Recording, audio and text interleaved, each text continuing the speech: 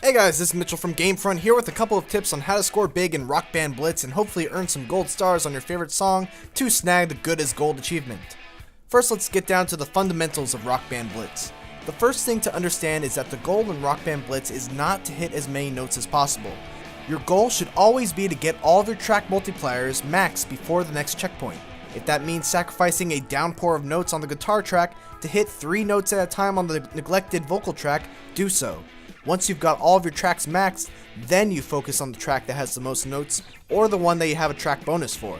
Speaking of the vocal track, try to know the parts of a song where there are no vocals. Generally, I like to focus on bringing up the vocal track to level 2 or 3 first, just in case a long instrumental part of the song comes up. The worst thing you can do is have all other multipliers maxed, then have no notes to raise the vocal multiplier.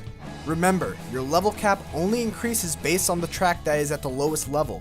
So if just one track is completely neglected, you'll get no level cap increase. Now let's talk about power-ups. My go-to setup that generally works for most songs is Road Rage, Blast Notes, and then a track power-up for whatever instrument is the most difficult. I find that the combination of Road Rage and Blast Notes gives players the most points without having to divide their attention away from actually playing the game.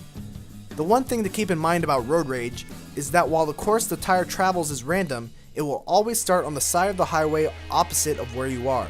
So if you're on the drum side, it will start on the vocal side and vice versa. If you have a slower song that doesn't have very many notes per second, you might want to consider instead using Jackpot.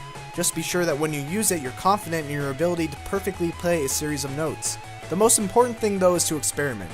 If you don't like Road Rage and Blast Notes, try to find a setup that works best for your playstyle. Keep your eyes moving around the highway as well. Be on the lookout for purple notes, overdrive notes, and dead spots on the track without any notes. Once again, your goal here is not to hit as many notes as you can.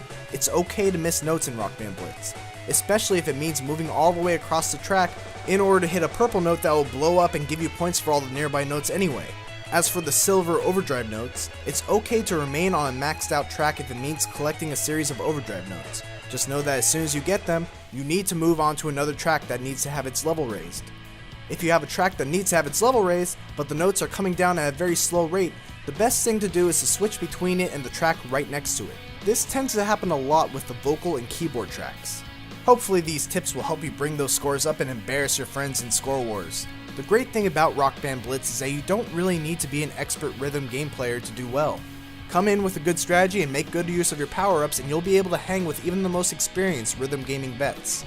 Thanks for watching, and if you found this video to be helpful in any way, please don't forget to like, comment, and subscribe.